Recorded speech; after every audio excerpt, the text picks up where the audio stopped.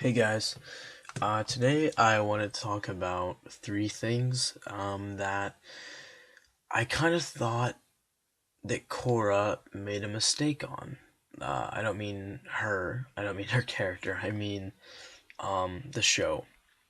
And do not get me wrong because I'm a huge fan of Korra. I love the show. It's amazing. It's the best show on Nickelodeon, I think. It was the most watched animated series of 2012.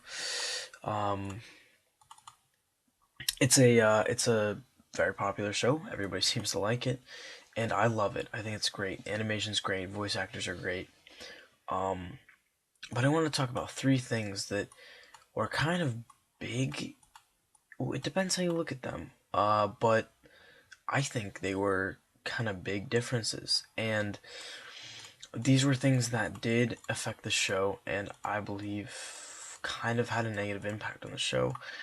Um, and if I think if they make a new series, and they fix these things, the next series could be just as good as the Last Airbender. So the first thing that I want to talk about is that they didn't use child actors for the main characters. Now, I remember seeing this was published, I think in like '06 or '07. This is like a year to, it was like mid book two of The Last Airbender. And it was like an article. This I didn't read it that year, obviously, but I remember looking at an article from dated from that year, and it was people were talking about how revolutionary and how powerful it was that they had child actors play the child characters, because a lot of times, and one of the exceptions that I do have to say went really well and I really can't complain about is Grey Delisle. And if you don't know, she voices Azula.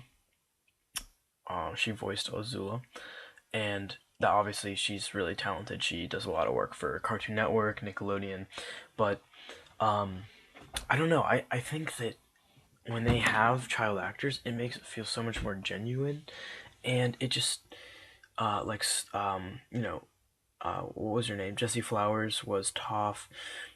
Zach Tyler Eisen was Aang. Um, Jack Desana was Sokka. Mae Whitman was Katara. She's not when she made that, I don't think she was like a young adult. So, but her voice was still sounded very feminine and like young. But when they use these child voice actors, it does really sound a lot better. Now for Korra, all these characters are 17, 18. So why not just get a 17, 18-year-old to play to voice it? And in no way am I bagging on um the current voice actors. I mean, they do very well, you know. But I don't know. I think that the child voice actors did were just really powerful, and I really liked what they did and how they did that, and I think it was very revolutionary in The Last Airbender, and that was just an aspect of that show that was just amazing, and I loved it, and I feel like if they kind of captured that magic, just imagine what that could do to the show. So yeah. Okay, so the next thing I'm going to talk about, and I know a lot of people don't like this, and I think they already know that this wasn't a good thing to do, but I'm still going to talk about it. I'm going to be honest, I do not like this whole new age, like, and it's not the setting itself per se. I really kind of like that. I don't know. I like the kind of like 20s setting of it and like the aura, but I don't like the technology that came with it. And I know like pretty much everybody's backing me up on this opinion, and I know the creators pretty much know this that this wasn't kind of a good idea. But I kind of wanted to talk about this.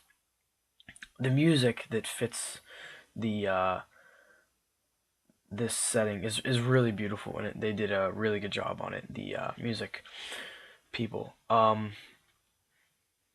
But the the thing that I don't like is the technology that they brought with it. So, because in the last Airbender, they had the only machinery they really had was like really primitive, like wrought iron stuff. Like the Fire Nation had those machines, and that was like top of the line. I mean, most advanced. And they had like those hot air balloons that were just gas with a flame and a balloon. I mean, that was all it was. But you know, I don't know. I really don't like the whole camera, radio, like, and now there's like movies, like Varric Industries is making like movies. Like, what? I don't, I really don't like that. I think that really clashes with the original setting that made the Last Airbender just so like magical. I can't even explain it. It's almost something that I can't verbalize, but I think a lot of people agree with me when they think that that kind of fantasy, kind of more not medieval. See, I don't even know how to express it, like what it was, but it just was a lot better, and I really liked it. Okay, so this is the third thing uh, that I wanted to talk about, and I think the first and the third thing were, I mean, they're all important, but this is a big one. Um, they did not. The setting was not very dynamic in The Legend of Korra. Um, it was mostly in Republic City. It was pretty much all in Republic City for book one, and about what half in Republic City, half in the Water Tribes, the Northern and the Southern tribes for book two. Now, I I don't know. I'm not even it.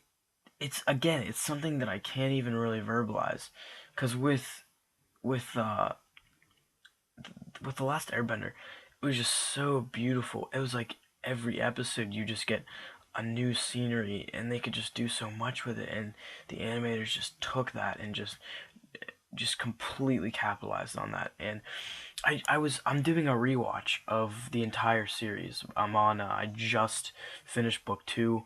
I'm just starting book three, and oh my god, the scenery in book two, especially in book two, is just amazing, because it's like and what is giving them this opportunity, the animators, is that the setting moves around the entire world of Avatar. It doesn't just stay in one city. And I think that, and I'm not asking it to be exactly like Aang, where they just flying on their bison from place to place. But that was what made the Last Airbender so good, because it was like they were just moving around, and they were always on the run, and it was just presented such a fresh like start to every episode. And I just really uh love that. And this isn't another point, but this definitely needs to be said. I really liked how they had like in the Last Airbender, they had all these like little episodes that always had like a moral at the end of them, or like for the most part, most of the episodes had like a satisfying ending. Some of them were like double or triple, or the finale was, what was that, 3, 4 episodes long. But I don't know. It I really like those. Not I can't even call them filler episodes. They're just like episodes that they're it's while it's progressing the story forward, it's it's still giving a mini like a mini plot, a mini it's like a subplot. And I love that, and it was just so interesting because it propelled the overarching storyline forward, but at the same time it gave you a little mini plot, and I really enjoy that. And that is what made the Last Airbender just so magical. So I guess what I'm trying to say is I still love Korra, and it's an amazing show, and one of the most popular animated shows right now on TV.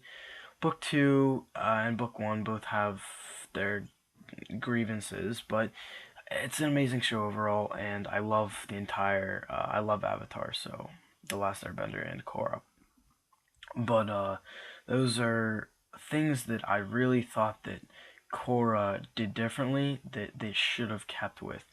Uh, so thanks for listening, especially if you made it this far.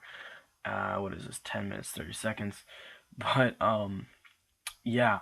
If you like the video, like. If you feel the need to comment and express your opinion, I'm sure I'll read it. Yeah. Thanks for watching, everybody. Bye.